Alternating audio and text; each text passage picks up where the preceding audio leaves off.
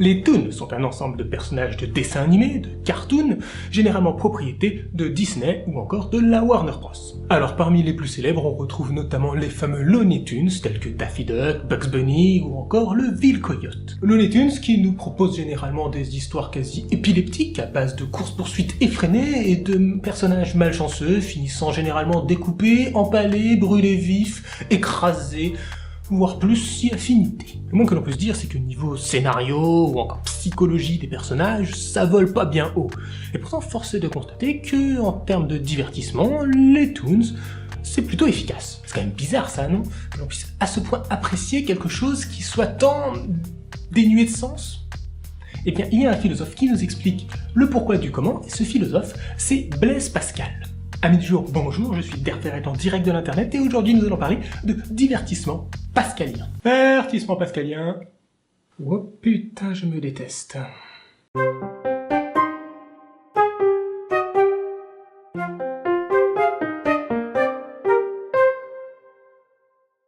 Blaise Pascal est, d'après sa page Wikipédia, un mathématicien, physicien, inventeur, théologien, philosophe, moraliste et peut-être même bientôt bienheureux. Rien que ça. Blaise Pascal est né en 1623 à Clermont-Ferrand dans une famille bourgeoise proche de la noblesse et notamment proche du roi. Durant sa jeunesse, Pascal ne se prédestine absolument pas à devenir philosophe. Il part même dans un premier temps dans les voies des sciences et notamment des mathématiques, encouragé par un père travaillant dans les finances. D'ailleurs, si l'on considère Pascal comme un inventeur, c'est entre autres parce qu'à l'âge de 19 ans, il conçut la Pascaline, aka la première machine à calculer. Et ouais, il y en a à 19 ans, ils inventent la calculatrice. Il y en a d'autres qui gagnent le mondial de football, et moi à 19 ans... Eh bien, j'étais bronze 3 sur LOL.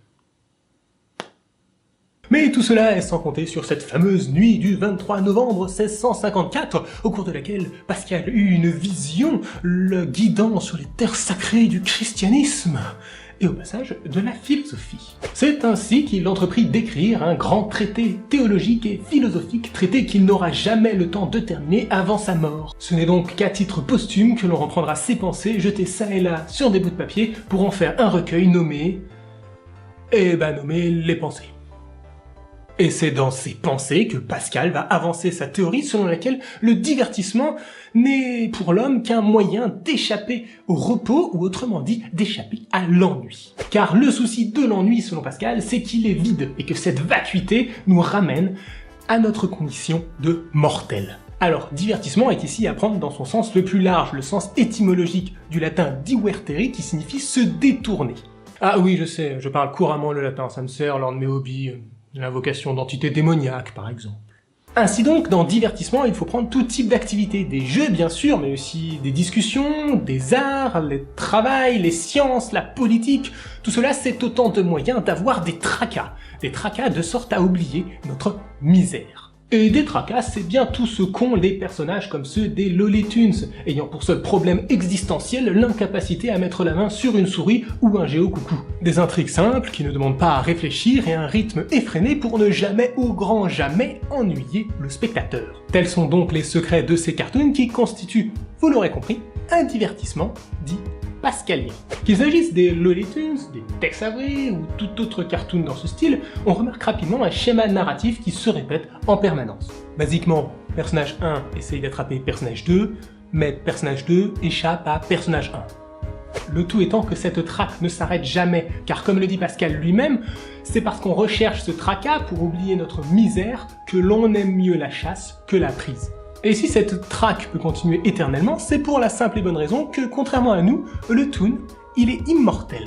Rien ne pourra donc l'arrêter, surtout pas une simple chute d'une 50aine de mètres, un léger éboulement ou une petite explosion de rien du tout. Et par ce concept d'immortalité, on pourrait carrément rapprocher le toon d'un être quasi divin.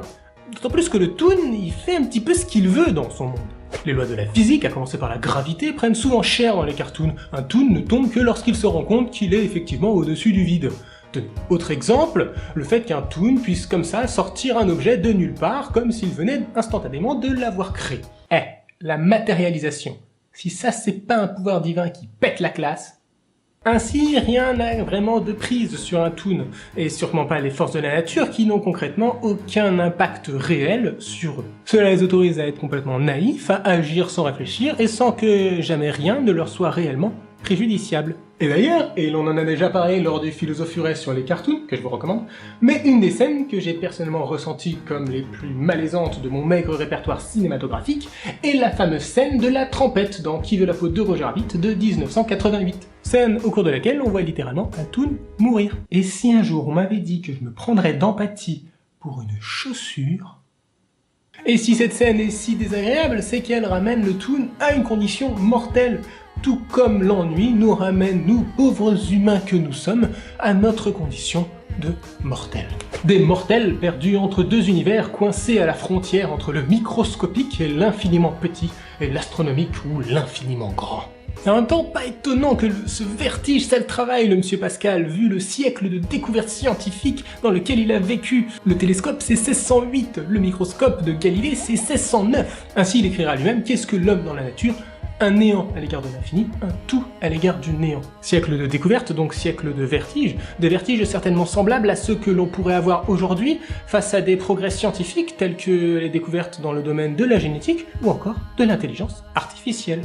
Et voilà mes loutres, c'est la fin de ce premier épisode de DERP. Donc nouveau format, vous l'avez compris, vous l'avez vu, et j'espère que vous l'avez aimé. Premier format sur le divertissement pascalien et les cartoons, donc un thème que j'ai en partie déjà traité dans un Philosophuré. Pour moi c'était plus facile de changer le format avec une thématique que je maîtrisais déjà un petit peu, que j'avais déjà un petit peu travaillé. Alors petite précision quand même, le divertissement pascalien, je pense que vous l'aurez compris, mais ça implique une fatalité, celle de la mort. Sauf qu'aujourd'hui, eh bien, on arrive à vivre de plus en plus vieux, de plus en plus longtemps, en bonne santé, de plus en plus longtemps.